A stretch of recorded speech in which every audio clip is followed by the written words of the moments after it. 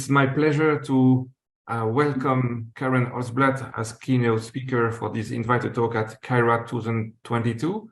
Karen Holtzblatt is a founder and CEO of Contextual Design, a company that she created in 1992. So I guess that you have already celebrated 30 years of existence, right? Contextual design is actually a user-centered design method for eliciting, gathering, modeling the user needs, the tasks, the intents, and the processes for any interactive products, like a user interface, of course, or an interactive system. And as far as I remember, I had the chance to attend one of her one-day tutorial on contextual design with Hugh Bayer. I think it was in 2001 in Seattle, a long time ago. Am I right? I don't remember. I'm sure. I think it was in Seattle at that time. But more recently, Karen has been also very much interested in the question of why women in technology leave the industry at a higher rate than any other area, or any other profession. So for this purpose, she wrote a second book entitled "Retaining Women in Technology" with Nicola Mazon. But I think that Karen will talk about her books more in depth than I. So please welcome Karen with me, and thank you very much again for joining us. Thank you. Thank you for the invitation, and I'm happy to be there. And so I'm excited to talk about this topic. And as Jean said, I hope I'm saying your name right.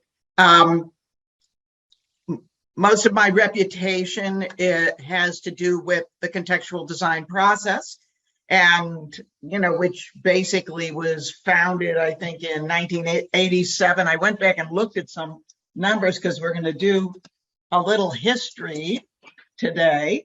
And 1987. And it is a user-centered design. Initially, we called it customer-centered design.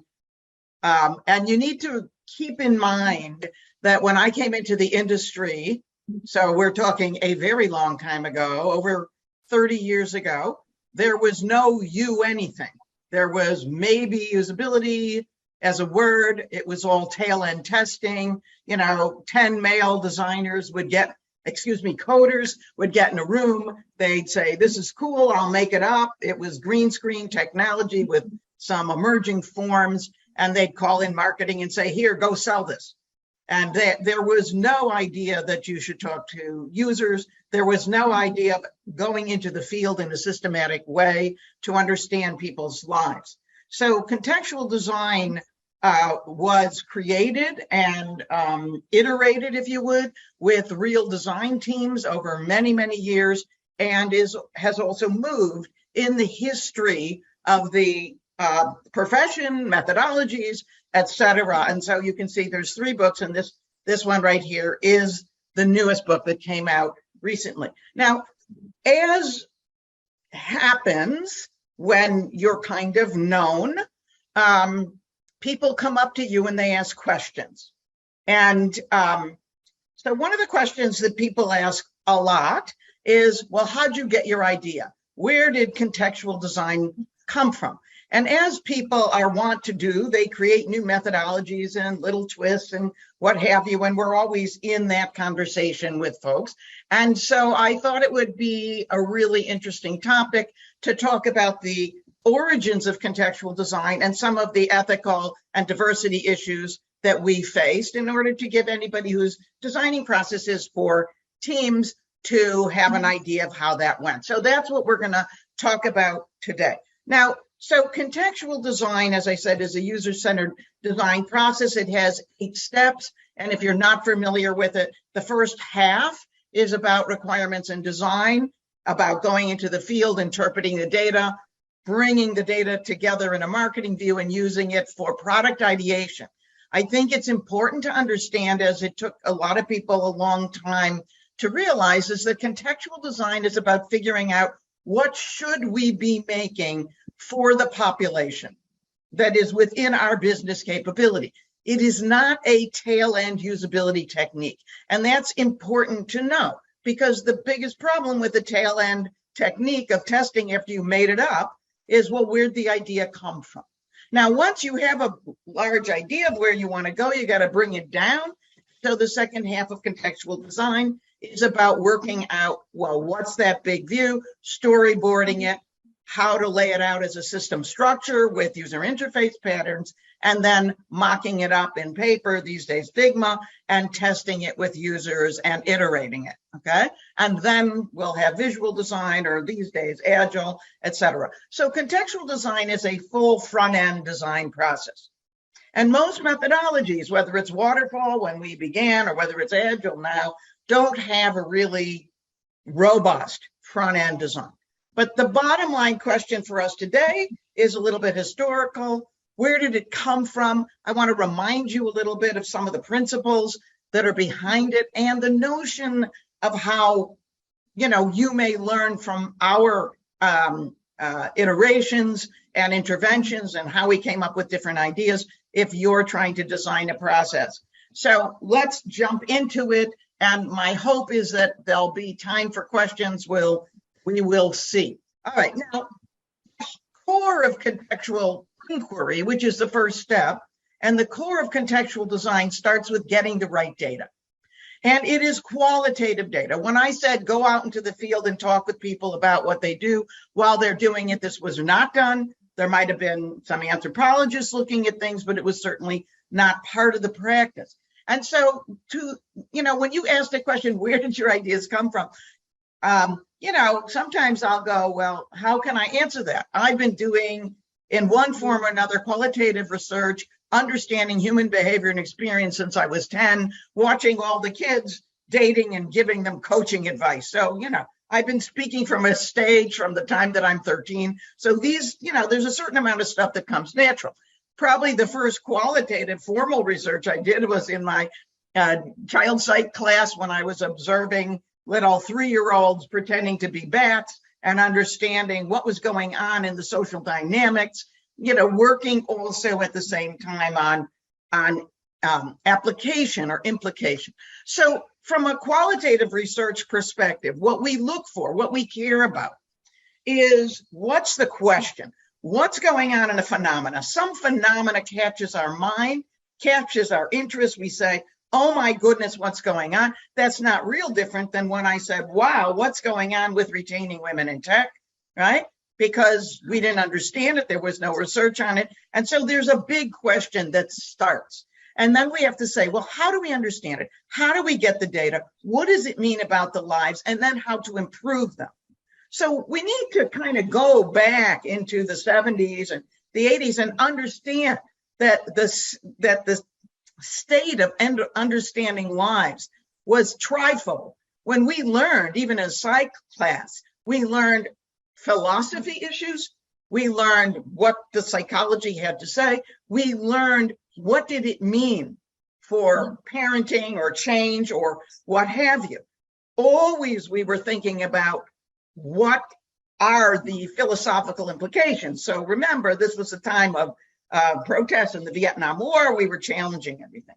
And what I was attracted to is our researchers like Piaget, who observed children and looked for patterns, Freud, who observed his patients, Erickson, who observed their folks, and Einstein, who used measurement to observe phenomena in the world. And what we produce are frameworks, ways of understanding, ways of saying, hey, I can give you some new glasses, some insights about the phenomena. And with these new glasses, we can see some new things. And that may lead us to further research, as was the case. So qualitative research, which in our field now we would think of as foundational research in the phenomena that you're trying to explore. What's happening with people and their finance, for example? What's going on in the business of, supporting accidents and claims and insurance policy? What's happening when people think things are cool? When we did our What Makes Things Cool project. So when we get those answers, it tells us what to do about design. So this was what I was doing back in the day. And then I went off to look for a job. Okay, so this was in the 80s. It was a downturn. There were literally no jobs in applied psychology in the whole country. There was not one single thing that you could get. I started working in a small college, and I was like, well, is this going to be it? It was great for having small children, but now what? So I went and I talked to somebody, and they said, well, you could work in human resources, but they won't give you any credit for your doctorate. You can work in, this other thing. You could work in tech. Tech is kind of rising, and they don't require you to get dressed up. So I really like the idea of not having to get dressed up at the time, although I'm known for my hats and dressing up. But at the time, that was quite attractive. And it turned out that in 1986, they held the fourth Computer-Human Interaction Conference in Boston, which is where I lived. And so I'm now walking into this, and I'm like listening to this stuff, and I'm going, okay, you're talking about testing how good something is. You're using sort of, psych already took hard science methodology and turned it into psychology, because it's very different to understand what's happening with gravity and things than it is to understand human behavior and experience. And then cognitive psychologists who are now, encoders were adapting psych techniques, and that was the initial beginning of usability. Now, so I walk into this, nothing seems very interesting to me until John Whiteside gets on the stage. Now, John Whiteside was at Digital Equipment Corporation, and that was where I worked, my very first job. And he was sitting there talking about Terry Winograd and Fernando Flores' book, Understanding Computers and Cognition, and they were talking about phenomenological research. They were talking about qualitative research. They were talking about the idea that the person participates in the understanding. And I was like, are you kidding me? I gave up on that because, I come out of a phenomenological background. We'll talk about that in a little bit, what it means. And I couldn't even believe it. So I reached out to John Whiteside, and we kind of made up a postdoctoral internship. And I went to Digital and the Sioux Group, which was there at the time. And they were asking big questions. How do we go beyond tail end testing, Jonathan? How do we find out what we ought to be building for the user? And I was like, well, why don't you go talk to them? Why don't you go out into the field and talk with people while they're using their products?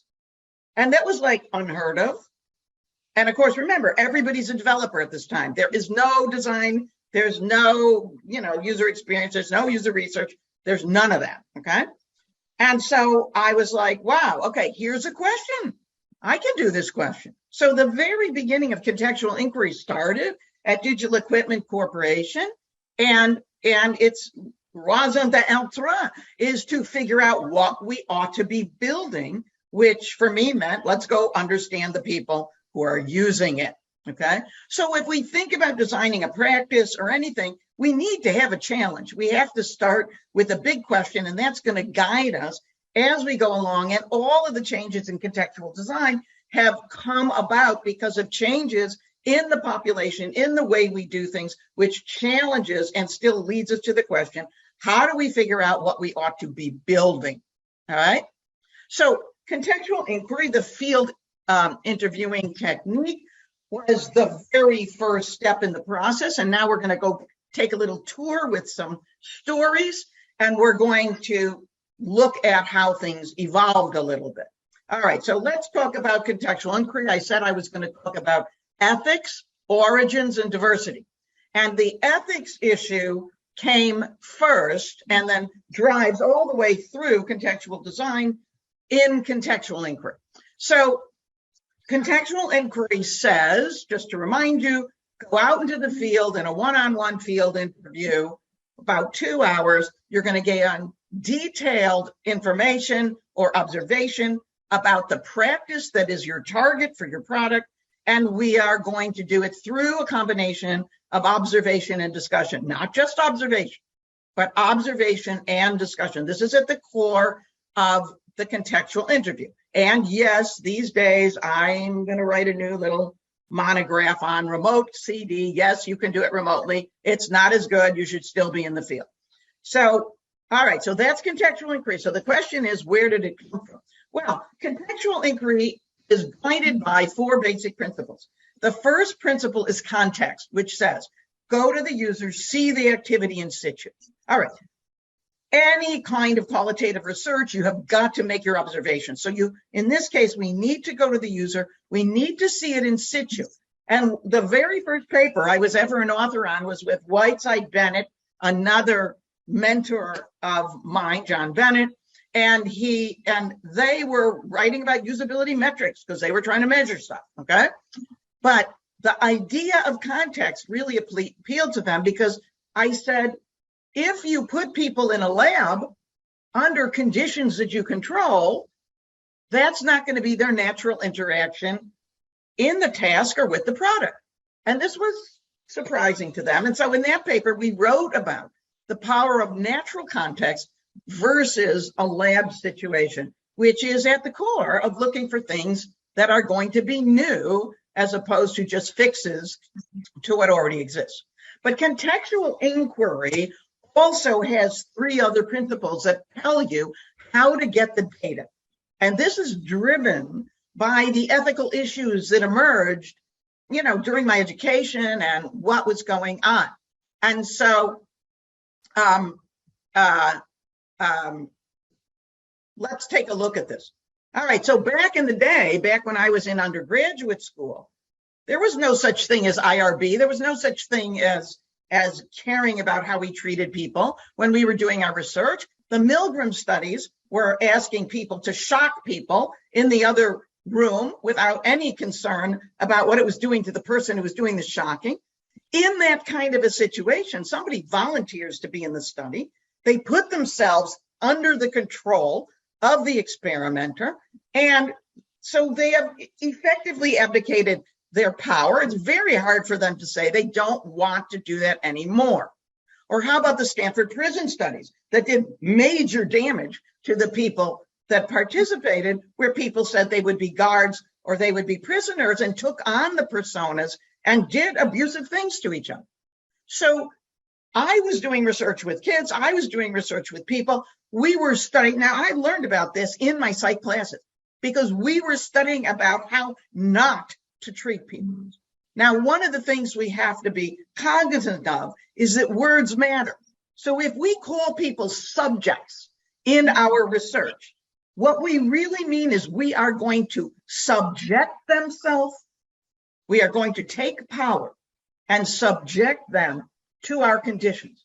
Well, of course, as soon as someone says, I will be part of whatever you said because I want to be a good guy, they have put themselves under your control. But that means that they're not kind of doing what they would naturally do. And if their environment, their context is also artificial, you're not going to be getting reliable data for how a product will work in the field. Remember, we're talking about product design here. All right, now at that time, we always read philosophy. Philosophy always guided us. Philosophy, psychology, sociology, application to practice. All right, this was what it meant to be educated back in the day. So I was reading Martin Buber's I and Thou, amongst other things. And I like this stuff. And so what does Martin Buber talk about in here to be like utterly simplistic? He says there's 2 kinds of relationships. An I-it relationship, where you treat somebody like an object. But if you really want to know them, if you really want to have insight into who they are, you need to, if you would, establish a spiritual connection, a real, genuine connection with a human being. And he calls this an I-thou relationship. An I-thou relationship says, I don't have power over you. You don't have power over me. We're in a partnership, and I am really listening to you, and you are really in a relationship to me. So for my dissertation, I was committed to that kind of a relationship. And the principle of partnership in contextual inquiry rebalances the power between the two people, pays attention to the power. It says that you are together facing their phenomena of their experience together. You are understanding, and the participant, we want to call them a participant. We're not subjecting them to something. We're asking them to participate in our research together to look at their life. And when we do that, they lead, they show us where we need to go, and that opens our mind. So that's our first principle. All right, now what? So here I am, I'm the researcher, I'm in relation to this person, but I'm also reading McMurray, another philosopher, and he is talking about that the self, who I am, is created in the between. The self is created in the relationships with other people. That how I am, now you know this, right?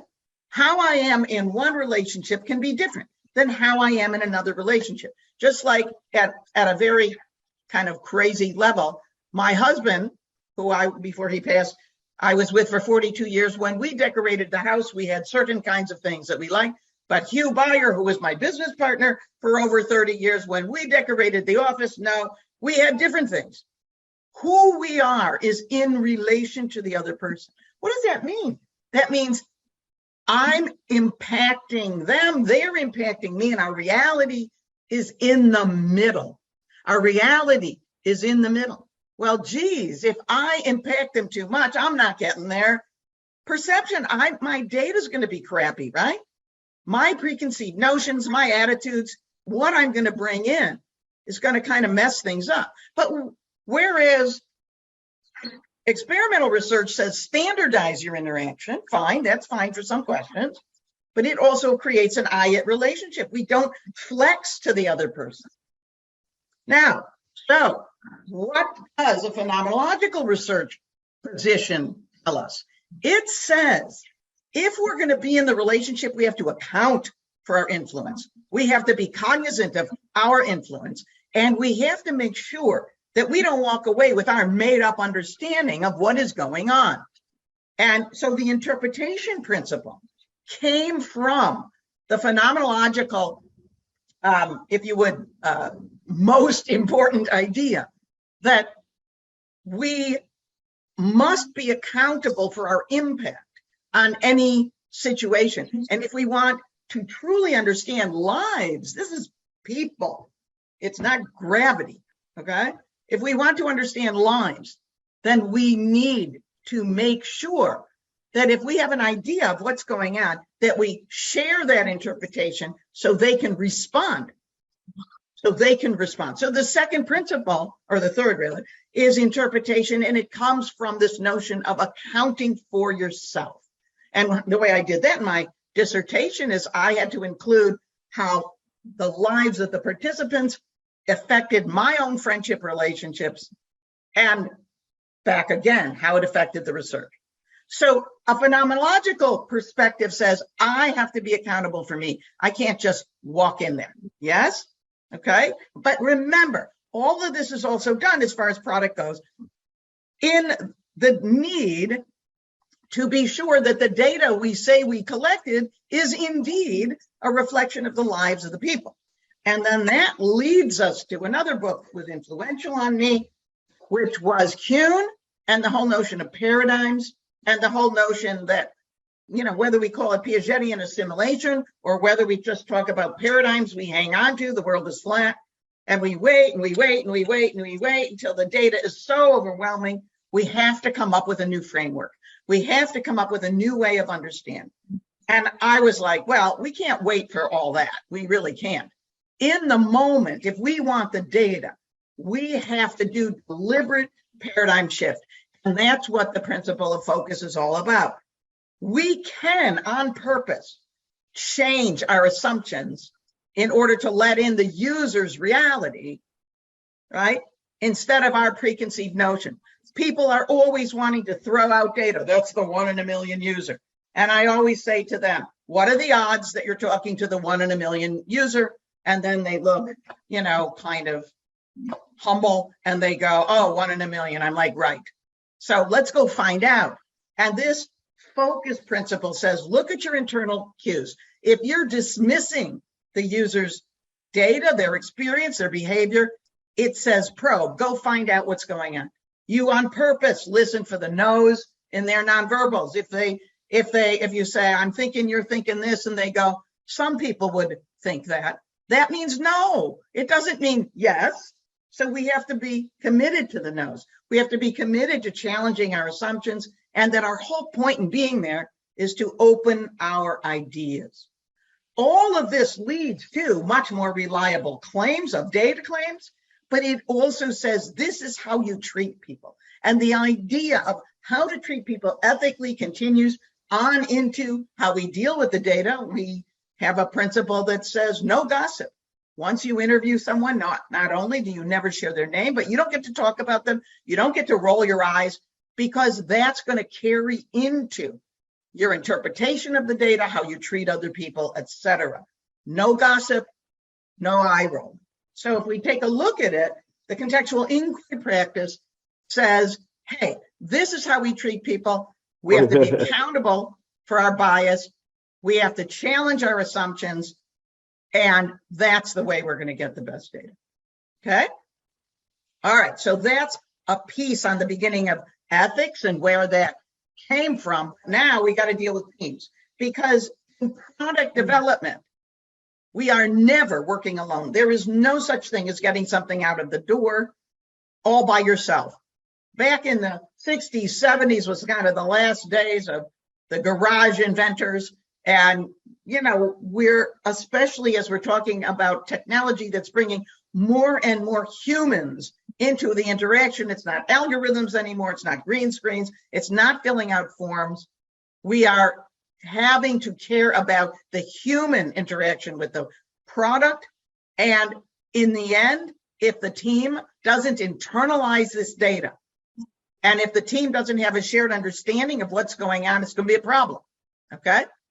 So as soon as I started working at Digital Equipment, I was working alone. And then I had this profound experience of going in to work with this one, was the Eve team.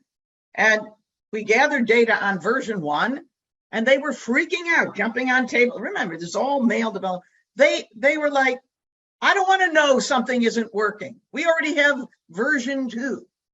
So what we have to realize is we can have whatever ideas we want in UX, but if we don't get it into the minds of the team, and if the it isn't part of their, if you would, inner gut feel, we're in trouble. So what are we really talking about?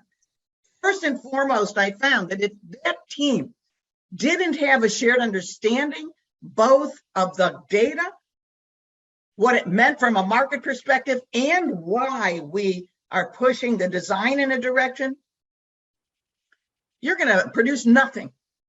And I would go into the room and, you know, a big talk or something and say, hey, I want to use this with your team. Now, you have to know how to talk to them. And so one of the things I learned is that, well, all the products were late. They're always late. And so I just, you know, they'd say to me, why does your process work? Did you measure it? And I would say, do you measure your current process? And then they would laugh. And I would say, so how many of you are still fighting with each other about what features to put in until 2 weeks, 1 week before you're supposed to ship? And then they all start laughing. And then they listen. If we don't uncover the problem so they can see it, then they're hearing nothing. They're going to fight with you about science. I never fight back about science. I tell stories. But the products were late. And so what are we going to do? We got to have a shared understanding. And in addition to that, none of them can agree because they're all designing from the eye.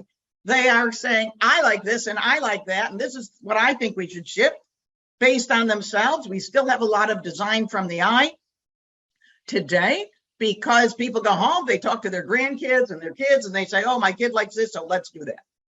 We're still doing it for personal experience. It's not our market. So that was another challenge, right? And, you know, we learned because we tried it. We gave slideshows and talks about the user data, but it didn't really matter because everybody stops listening and there's no face validity. Why should they listen? Then we're in a war. And I used to say to the user people, I'm like, yeah, you can't bang them over the head. You cannot be an evangelist. It turns them off. And then we have to deal with the fact that, if we're interpreting the data or saying something about it, everybody starts riffing off of it, or they'd start arguing over terms. There'd be interaction chaos. So in the end, if we were going to interpret that data, the situation itself, the overall situation we found ourselves in, challenged the way we took the observations in the interview and turned them into something shareable. So, back in the day, when I was doing my thesis, I would have 3 buffers up. It would be the transcript, it would be my insights as I went along, it would be high-level themes. Yeah, when we did that all alone, nobody would listen. So we started trying to do it in a team. And that's where the Post-its came in. We started writing things on Post-its. The interpretation session evolved through iterations with real team members in order to immerse them in the data so that they started to have a sense of ownership. Immersion is one of our principles of impacting, changing teams and moving them in the direction of data. Okay, now let's look at the interpretation session itself as it evolved. We capture key notes. These key notes will become part of the affinity diagram. We also model the data.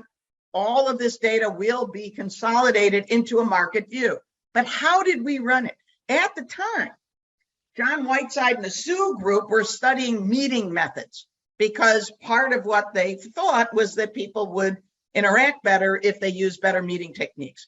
The idea of what's a good meeting technique is long history, and the fact that people won't use good meeting techniques is also long history. Now, the interesting piece, if we look at the evolution of methods, is that we are finally, now we have a method with massively high structure that people accept. Agile has massively high structure that conforms to the elements of a well-defined structured meeting. And that is what we started. I mean, we did that because that is what worked to get a shared understanding in the interpretation session. What does that mean? Everybody knows their job. We have a good focus on what is going on. There's multiple roles. There's a central artifact that Lucy Suchman taught us was needed if we wanted a focal point and we could all see what was happening. There were criteria of goodness for what you could write down and not write down, and there were rules of how to interact. All these things create a shared understanding that then has more reliable data that can be put together for a market view. In the end, if we don't involve people in the data, manipulating it in one form or another, they don't internalize, they don't use it. All right, but now let's think a little bit about where did the interpretation session come from? And then, because in the beginning there were no models, there were just notes. And then where did the affinity diagram come from? Like how did we get that idea for the affinity diagram? Okay, well, the job that I got at Digital Equipment Corporation was in the quality group. And Lou Cohn, my manager, was really keen on all the quality processes. We went to see Deming speak one of the last times he spoke. He's very impactful about how to change organizations. So here I am steeped in an organization talking about how to change organizations, how to get better products, and what processes they use. So let's think about this. I started by having people with physical Post-its sitting around writing. That became chaotic because who was going to take notes when? We couldn't see each other's notes. The meeting rules, it was not going by the meeting rules. So where am I going to get this idea? All right, now, what you see on the left is called a QFD. A QFD is one of the quality tools that Deming created. Now, do understand that Deming was not, it was primarily for machine design, automobiles, etc. And Deming was not accepted in the United States because the practices are very detailed. And, it was accepted in Japan, right? But in many ways, we, and certainly software developers, do not have the temperament for, filling in a bunch of boxes in a meeting. So across the top here are the engineering metrics, which somebody would have to define, and along the side are the customer requirements. And Luke Cohn was very excited about contextual inquiry because he wanted some kind of a more systematic way to get this stuff on the side, right? Right here. That is the stuff that really is influencing me, because I knew right away I was never going to get anybody that I was working with to sit through filling out all these boxes and numbers. It was never going to happen. So I was driven now to find a methodology of how to capture the data, how to organize it so I could see the trends, right? And how to manage the people so it would really happen. Again, I'm thinking immersion, shared understanding, and also how to keep people engaged, because otherwise, that was the problem. Everyone said, well, no one will use these quality processes. Yeah, well, no one will use the quality processes. If they won't use them, you can't use them. All right, now what did we do with this side stuff? Where did that come from? Well, the way you got that left column in QFD is you were in a room with a bunch of people, and everyone would go around and they would write an observation on a Post-it. Then they would take these Post-its and we would stick them up on the wall. And an affinity diagram at the time was one of the 7 new tools. And then we would, in a bottoms-up process, look for the themes and the collections. This was with about 100, maybe 200 Post-its. The number of observations we would have from a set of people that we might interview in the field could be anywhere from 600 and upwards to 2,000 Post-its. So we couldn't use the technique as is, but now we could start iterating it. And so we turned that into the affinity diagramming process that you see today. And we had to change it. But the first thing we had to do is say, hey, people are not used to inductive reasoning in bottoms-up thinking to find themes. They just aren't. They don't know how to do it. They sure don't know how to do it about behavior and experience when what they are is engineers. And so if everything's written on a Post-it, and in the day it was literally writing on a Post-it, and we had evolved the interpretation session so that it worked, and we started projecting the single artifact everyone could see. We started capturing it digitally, printing it on physical Post-its. If everyone had a physical piece of data, they had to read it. They're again immersed in it, and building it is another immersion process. And we taught them to think bottoms up and to find themes, or if you'll remember back, frameworks of understanding. The simple act of manipulating the data and seeing the eventual result, which now is an organized hierarchy of what's going on with the user, not what the user needs, which is a design idea, but what they do and what they feel. This is what we were representing. So now we had this great tool that people could walk. We could put design ideas right on the data so that the data itself was driving design instead of everyone looking at the sky and saying, what would be a good idea? By immersion in the interview, in the interpretation session, in building the data, and then in walking the data. By the time they get to new product concepts, the data has been internalized and changed the design from the eye. So the affinity diagram and walking data with design ideas addresses another big problem we had, which is how do we get them to think about design ideas that are relevant to the data? Well, we had already learned a few things. Anytime you try to run some kind of brainstorming with no data, you get utter chaos and crazy, oh my God. And then if you go straight from the data to design, oh, they might design from one person's idea instead of the whole market. You needed a market view, or it would be worse. It would be chaotic, people talking over each other. So we knew, all right, first we have to get them steeped, and then we're going to talk a little bit later about product ideation. Now, so we knew that we had to work in a team if we wanted a shared understanding, and we knew that whatever we did, it had to be fast. They had to be able to do it. Otherwise, they have no, we abandoned transcribing tapes and videos long ago because by the time you got to, it was way too much detail. And in the interpretation session, we would recover the primary things if we did it 24 hours, 48 hours right after the fact, because no engineer, no developer is going to deal with the data. And if all it produces is a UX report, well, no one's going to listen because they space out in the room. So remember, we're trying to get it into them. So at 2 in the morning, they can make that decision. All right. Now, the next thing I want you to notice as one of the techniques to getting it into them is an affinity diagram looks like a hierarchy. Every developer on the face of the earth knows what a hierarchy is. All of our user interfaces look like hierarchies. The database was formed as a hierarchy. The UI, the initial UIs looked like, oh, here's one of the, data nodes. Here's another. We called those menus. Your drop downs was what was under it. In fact, we had to stop them from thinking about hierarchies to get decent UIs, but a hierarchy is a good way to pull them in. They're not going to be lost in a hierarchy. And if we build it all together, everybody gets their ideas in it, and it's fast. In other words, we could build this kind of affinity in a day.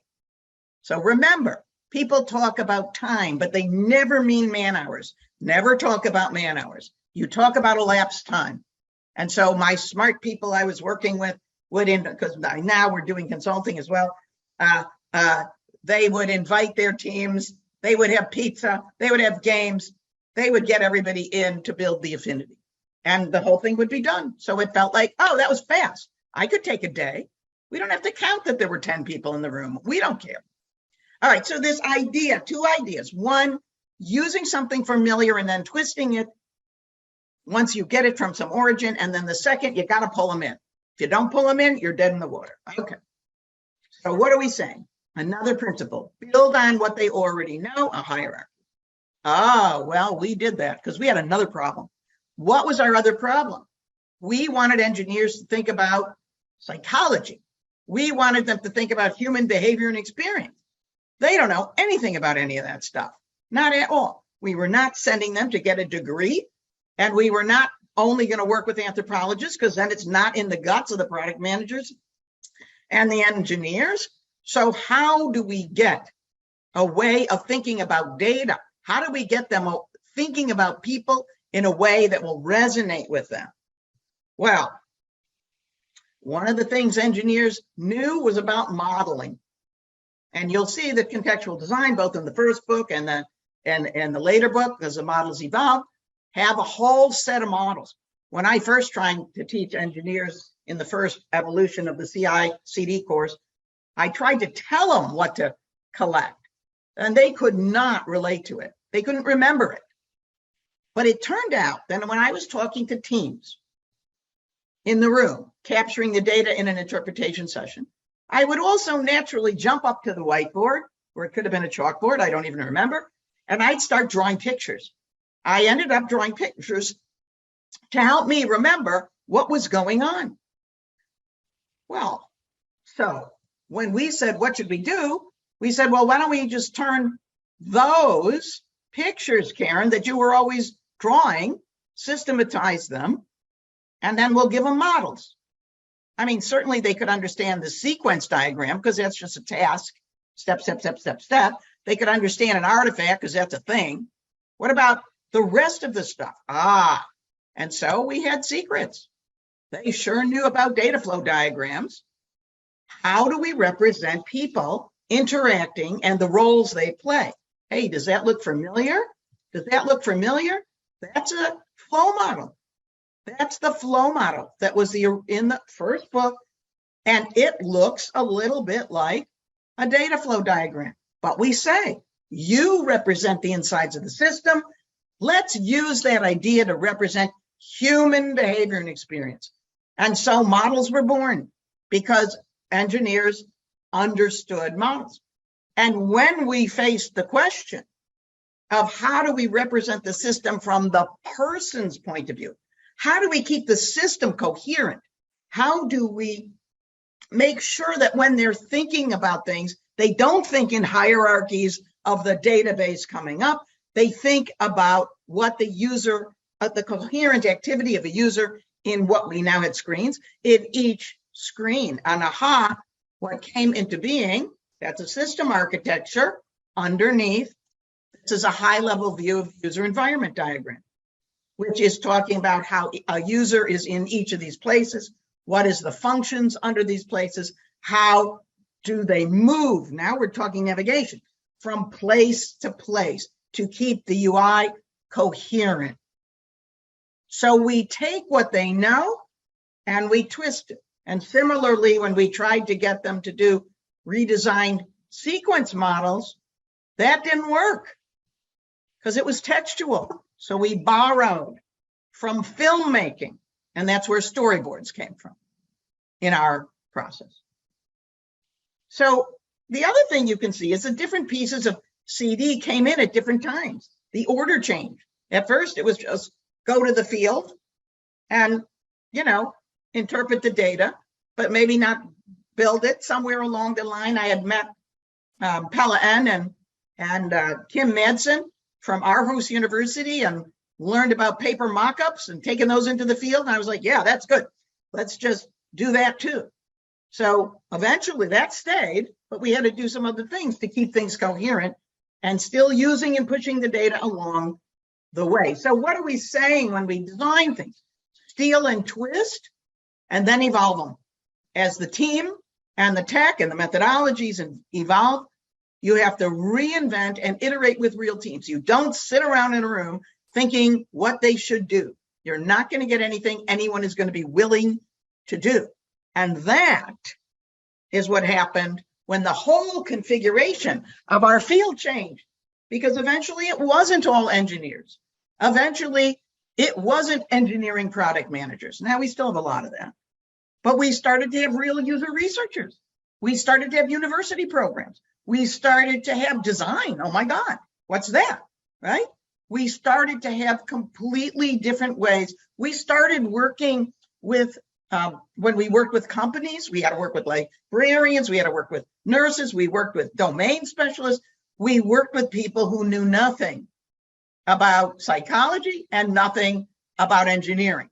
And then we wanted them to walk the walk. Well, everyone can use the Affinity. Everybody gets that. But if we want to keep the practice coherent, what we were finding is that the models that we had, they were great for engineers, but they weren't as good for, if you would, more regular people, okay? And so eventually we were also looking to see that the way people interacted with each other was changing, particularly when real mobility, iPhone, Samsung, all the rest of it came out. The whole practice changed. So we ran What Makes Things Cool project, and that led to an evolution in the models themselves. You can see that they're more colorful, they're more story-based. We even, when we created them, we tested them as they were evolving with teams we were working with. And our metric was how many design ideas did they collect in the wall walk? Well, if they didn't collect design ideas, we had to change them. And when we wanted to do, we were working with cars and machinery at the time.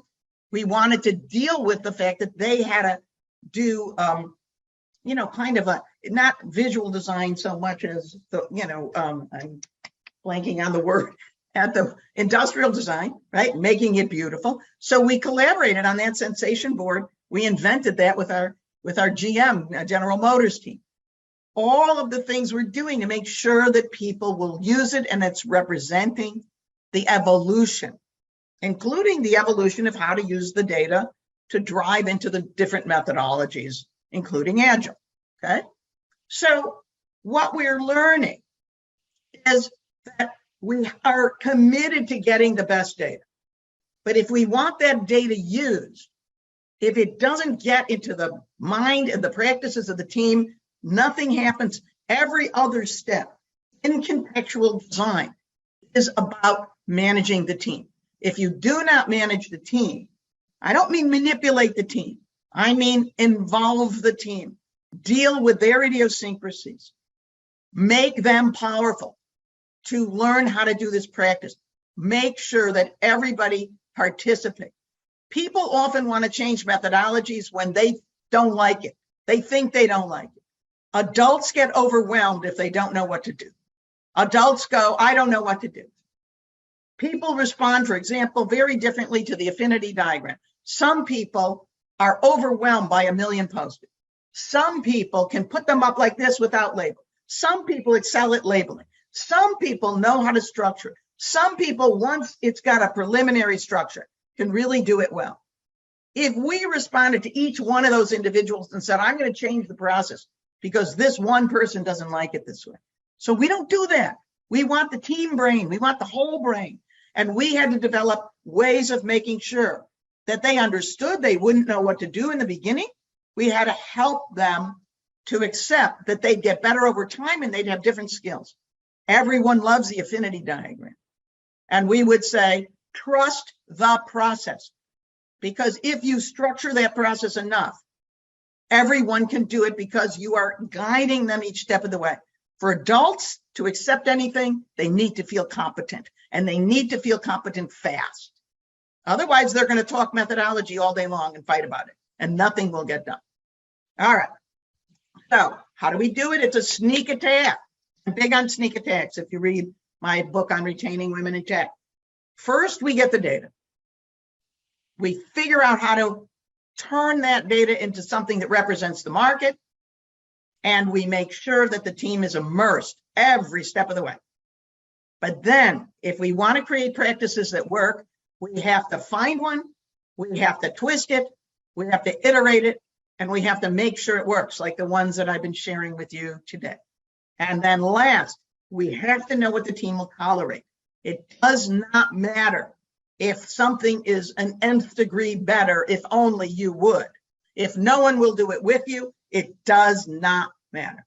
And I cannot emphasize more the need for each one of the working meetings to be structured, to have a goal, to have a practice that can be followed, to have facilitation, etc. And if we look at what's happening with remote work today, if you do not have structure in your group meetings, you're dead in the water. All right. So let's get to our last piece here, the challenge of innovation and diversity. Now you need to understand that what was also happening over the years, it started out, it was all men. But of course, it was a cross-functional team because it was people with more of a psychology background, it was product managers, it was developers, it was architects, and then it became, whole bunches of other kinds of people. So whatever their gender, we already had to deal with power issues inside the team because developers are always more powerful than anybody else in our industry. That is how it goes, okay? And so, but at the same time, the research has been very clear over the years that the more cognitively diverse the team is, and now the more diverse the team is in background and in gender and in ethnicity, they are bringing this wider, think back to gathering the data, right? Think back to the perspectives that are brought into that between that we're creating with the user. The more we have that participating in the data collection and then in the invention, the broader, the wider the ideas we get and the less stupid the ideas we produce, like people who, let's see, what does Nicola talk about? One of these Fitbit-like things, I don't know which one it was. It wasn't really Fitbit. Came up and they're like, we have a daily tracker. You can track everything. We're going to track your steps, you're this, you're that. We have tracked all of your life, except for 50% of the people on the planet spend their life tracking menstruation. But, no guy sitting around the room would ever think of that kind of tracking. Just like, I don't know who invented the mammogram, but I'm sure every woman on the face of the earth would like to shoot this person. So the bottom line here is diversity matters. Now, so I want you to consider in the beginning, the teams we worked with were all men. I was one of the few women around. And, you can ask me, if you're going to ask me that other question, which is, how come they did what they told, you told them, Karen, my easiest answer to that, although you can read Retaining Women in Tech too, but my easiest answer is I'm the first of 6 children. And I've led a team of 4 brothers that come right after me because my sister was born. I mean, she was 3 when I got married. So I grew up in a male environment. So for me, these are just more brothers. They don't make me crazy. I mean, so, here we are. But now we're getting more and more women. Now, remember what time it is. It's the time of the women's movement. I grew up in the women's movement. We knew, all of us who entered any kind of tech field or any field at all in those, 60s, 70s, and that post-50s era, knew we were going up against lots of boundaries. We didn't expect to be accepted. My doctoral dissertation is on women's friendship. And of course, this is the nice cover of my new book. Please go and take a look at it, or go out to the website, witops.org, which houses all of the research and the interventions which can be helpful to you. So I've spent a life committed to women's issues. All right, but how do we get, as more women started joining, our field, not just our field, but the whole field, how are we going to deal with that? Because diversity increases innovation, but underrepresented people are less likely to participate. They're less likely to feel a sense of belonging. So what are we going to do? All right. And we already have a plethora of problems anytime people are generating new ideas. We're going to talk about innovation. Without any data, as I said, everyone devolves to fighting over what they think, design from the eye. Without any structured process, as I said, people play who's on top and talk louder and louder. Okay, this doesn't work. Brainstorming doesn't work because all the ideas are disconnected. They don't turn into anything coherent. If we do, the solution to teams not working that they do in coding, everybody gets a little different piece. It's all sent to somebody else who, gets overinvested in it. The system can end up disconnected. I can't even begin to tell you the kind of systems that we would go to the website and we'd say, okay, this is this group, that's a menu item, this is this group, that's a menu. Yeah, it's awful. And then without any coherent concept of what we're going to make, a big picture concept, the system's incoherent, it doesn't hang together as a real product, and then we fail. So this existed without. Now let's bring diversity in. Let's bring diversity into what's going on. Let's bring bunches of different people who in the outside world have power issues. Women are routinely thought of as not technical. Their work is, their competence in something technical is routinely questioned. So, you can read about all the issues in the book. But here we are, we're in a team. All right, now we're doing the early variants of visioning. And in this team, we got about at least a third were women. It was probably 10, 12 people on the team, maybe more. And Hugh and I start noticing that the women aren't talking. So the men are participating and doing stuff, and the women are doing nothing. So we're in a certain visioning session or a certain, set of the work. And I say to Hugh, we can't do this. We're not going to end up with a shared understanding. The women are being disempowered. And at the time, people were starting to think about what's the best thing for women. And there was a lot of talk about separating women, like Wellesley is an all-women's school, having women be apart. So one day we said, well, let's try this. So I took all the women into another room and we had them run the visioning session just with them. The men were running theirs. And then we brought them back together and then we shared. And then the women participated in the visioning, but they had gotten their confidence. And so they started participating. We had to iterate and deal. One second. With integrating the whole team. Remember, the whole time when we're doing this practice, we're working on leveling power. We're working on making sure the data is the most powerful thing. The process of that working meeting dominates how things are done. We iterate the process so it's very clear. And so it deals with some of the psychodynamics and interpersonal problems. All right, so eventually we come up with visioning which was also inspired by a little piece of another quality tool, and also inspired by realizing that if we're going to imagine a new product, we really have to imagine a new world.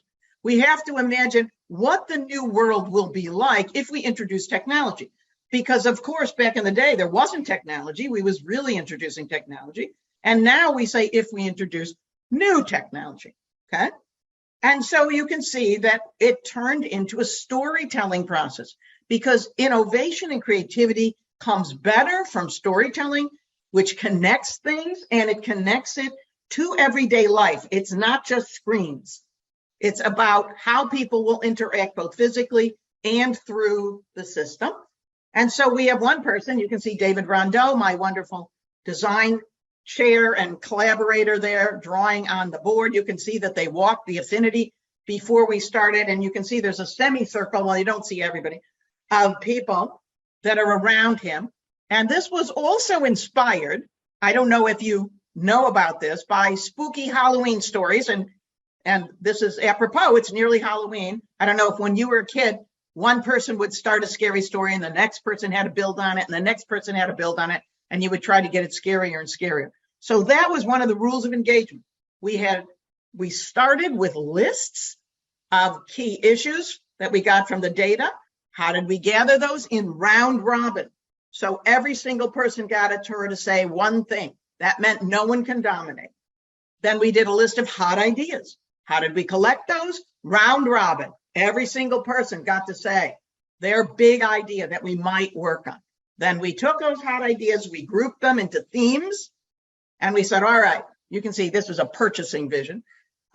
We have a big theme, and now what we're going to do is we're going to do multiple visions, and we're going to be able to pull in all these hot ideas as we tell the story of the new world. How else did we manage it? We said to everyone, you're speaking to the board. There's no discussion.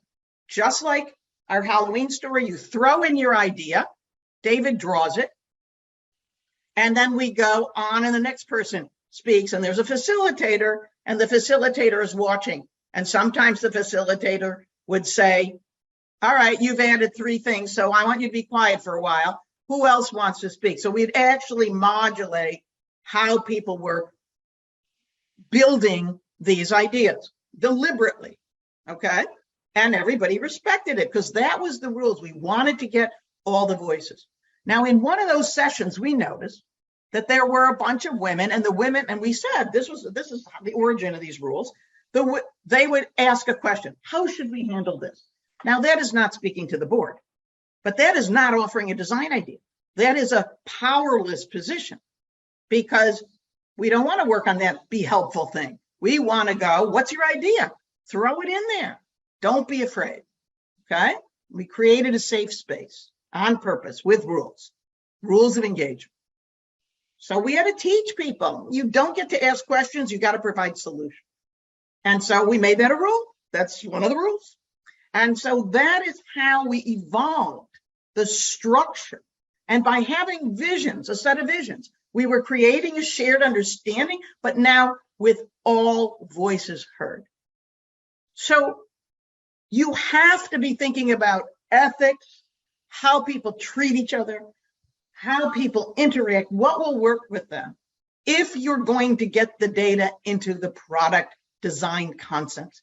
And then after that, once we have a big concept, yes, then we can continue on our process down to testing it in the field. So if we think about innovation, whether we think about it for process or we think about it for product, it starts by going into the field and getting your best data. And for process, you better understand the people you're going to work with. We steal ideas of what to make from something we know about. We twist it to make sure it fits the situation. Then we have a structured process to be sure that it's not chaotic, that our intent is achieved, and that all voices are heard. And if we do all that, we're more likely to get buy-in from the team and the organization. And then we iterate like mad. If it's a product, with the population. If it's a process, you got to iterate from team to team to team. And Hugh and I would often go home and say, well, they were happy, but were we? And we'd say, no, Okay, what do we have to change? How are we going to do tomorrow? Every day we would iterate. So if we think about process design, you have to be building ethics, equality, and structure into your practice deliberately over the course of the time. All right, so contextual design is driven by challenge and iterations over the years with real teams. We talked about these big questions that dominated gathering data, and we talked about these big questions that dominated with working on teams. And then we said, iterate. And in the end, you have to be honest. You cannot lie to yourself and say something's working just because you think it should work. So that is CD's origin story. And when we think of participants, we're going to think about ethics and values. When we think about data, we're going to think about immersion for credible claims. When we think about process, we have to think about dealing with teams, and we have to think about process design. We're talking about twisting and iterating known techniques.